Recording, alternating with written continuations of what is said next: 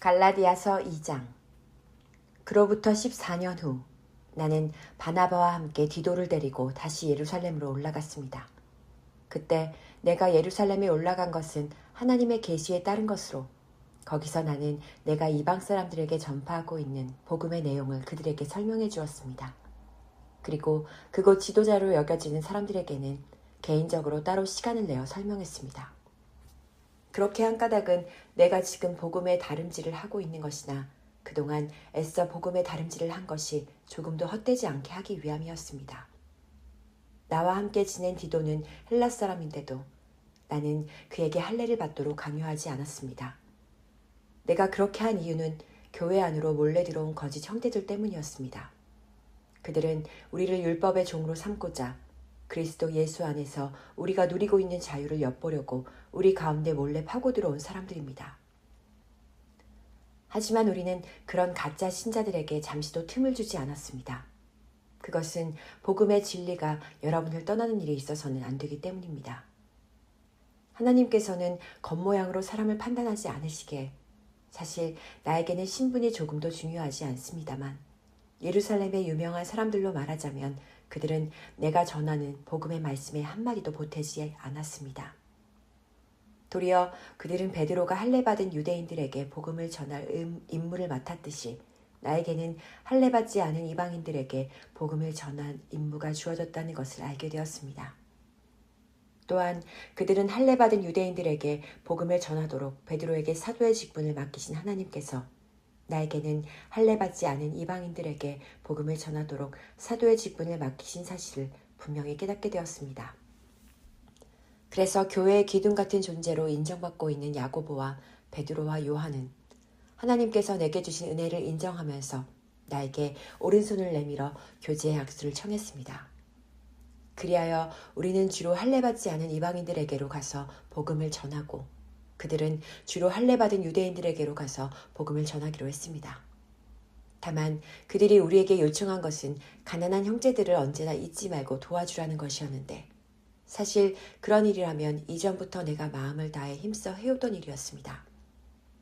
그런데 언젠가 베드로가 안디옥에 왔을 때 나는 그를 책망한 적이 있었습니다. 그것은 베드로가 명백히 잘못을 저질렀기 때문입니다. 그때 베드로는 야고보가 보낸 몇몇 사람들이 오기 전까지만 해도 할례받지 않은 이방인 형제들과 어울려 즐겁게 식사를 하고 있었습니다. 하지만 그들이 오자 베드로는 갑자기 태도를 바꿔 이방인 형제들과 식사를 하지 않고 자리에서 일어나 나갔습니다. 베드로는 할례받은 유대인들을 의식하여 그들을 두려워했던 것입니다.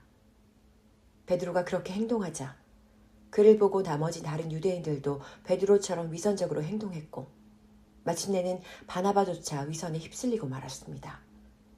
그때 나는 그들이 복음의 진리에 따라 올바로 행동하지 않는 것을 보고 그들 모두가 있는 자리에서 베드로에게 이렇게 말했습니다.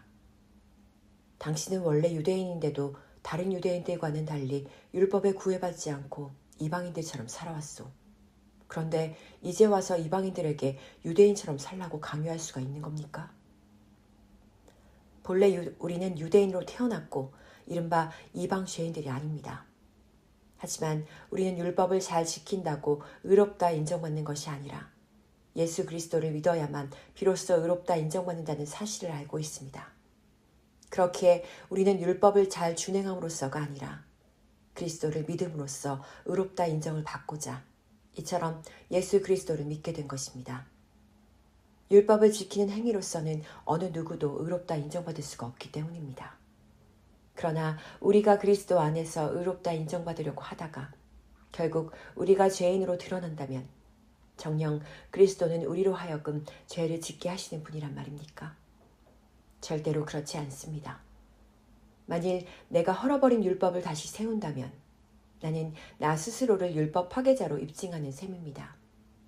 율법에 관한 한 나는 율법으로 말미암아 죽은 사람입니다. 그렇게 된 것은 내가 하나님께 대해서는 살기 위함입니다. 나는 그리스도와 함께 십자가에 못 박혔습니다. 그러므로 이제는 더 이상 내가 사는 것이 아니라 내 안에 계시는 그리스도께서 사시는 것입니다.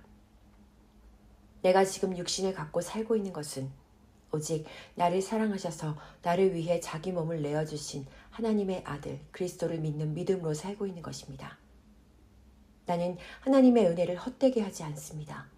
만일 우리가 의롭다 인정받는 것이 율법으로 말미암는 것이라면 정녕 그리스도의 십자가 죽음은 헛된 일이 되고 말았을 것입니다.